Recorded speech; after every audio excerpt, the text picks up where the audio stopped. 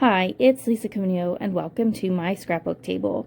It is Sunday, so that means it's time for Scraplift Crafternoon, and this week we are scraplifting one of our own because during each member's birthday month we scraplift them. And so I think we have 4 of those in June, and today we are scraplifting our fearless leader Tara, and she chose this layout for us to scraplift.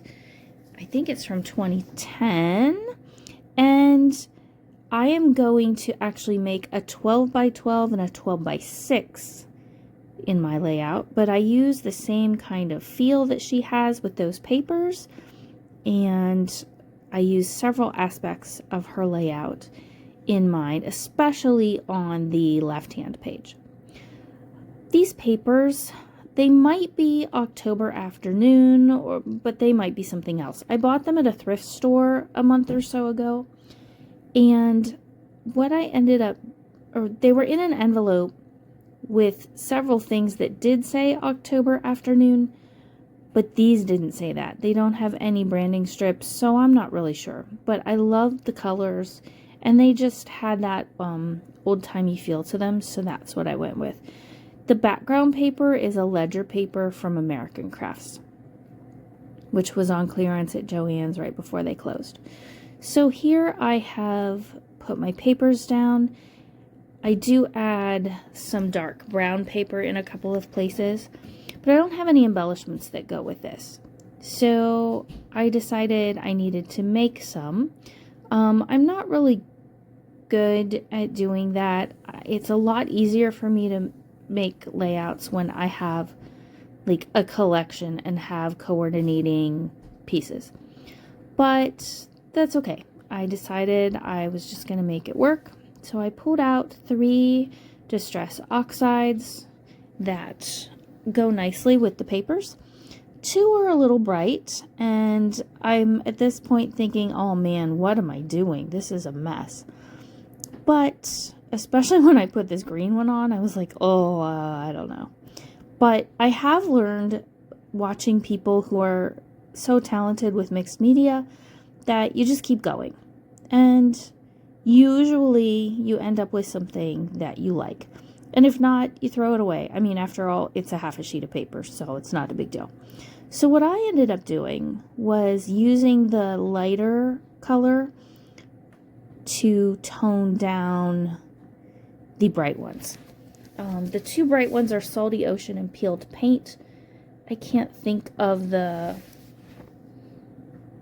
light one. It's a bluish gray though that I use all the time, but the name has escaped me for some reason. So I'm getting that done. Then I'm going to pull out Early Espresso ink from Stampin' Up. It's a nice dark brown, and that is what I use to stamp this little medallion that I have here, and they kind of remind me of the doilies that were in Tara's layout.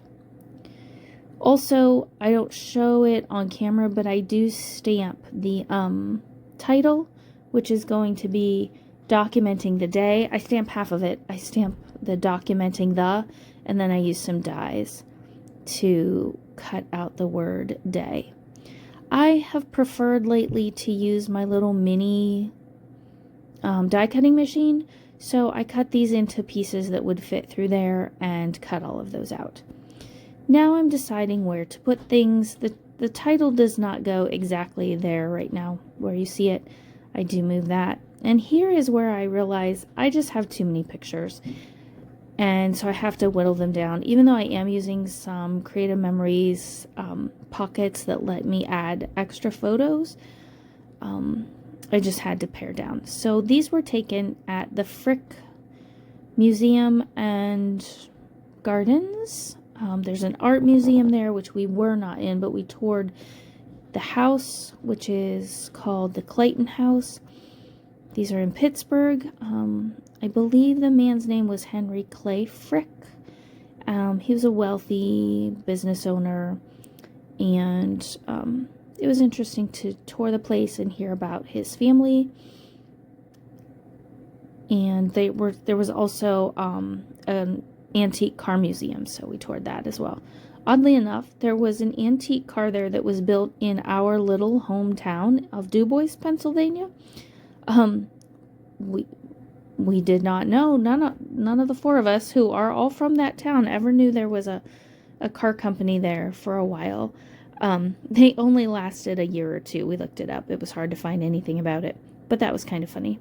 I did a little bit of journaling there, and now I am doing the banner that was across Tara's, and I'm not good at banners, but you can see that I just used a tab punch there to help make a banner. You might not be able to see it in the patterned paper on screen, but there is a sort of a mustard yellow color in two of those patterns that I use. So I punched out, I used a die, it's a Simon Says stamp die called Detailed Medallion, to add just a little bit of that color to each of my embellishment clusters. And I wanted to add a little more visual interest to those clusters, so I had extra medallions, so I cut out some layers of them and popped those up, some just on cardstock, 2 on mini Stampin' Dimensionals, so that they were actually raised up a little more. And I inked the edges of those just like I inked the edges of my papers. And this is the one, I'm sorry I'm off camera there, but I just stamped 2 circles out of scrap cardstock, put them behind there, inked the edges so you don't really see the edges, and tucked it in there at the top. So those are the medallions I stamped and cut out. The only other thing I added to the embellishment clusters was some enamel dots. The papers are pretty busy, so I didn't want to add leafy vines or something like that, which I often add in embellishment clusters. But there was a lot going on here, so I decided not to do that. Oh, what am I doing now?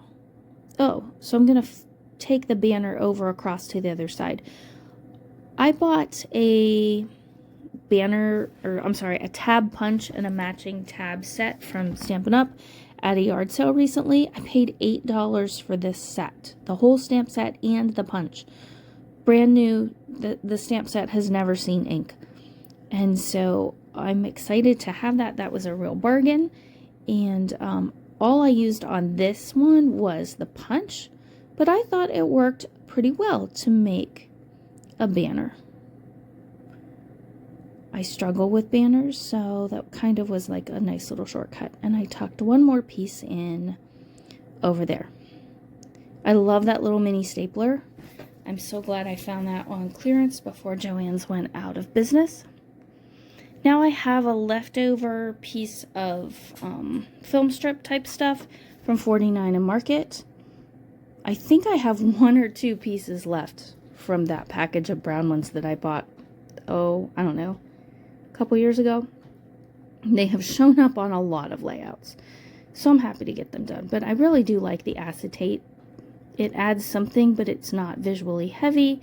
It doesn't add bulk, but adds a little bit of interest. And I just use my T-square ruler there so that it looks like that is one long strip, even though it was a short strip that I cut down a bit.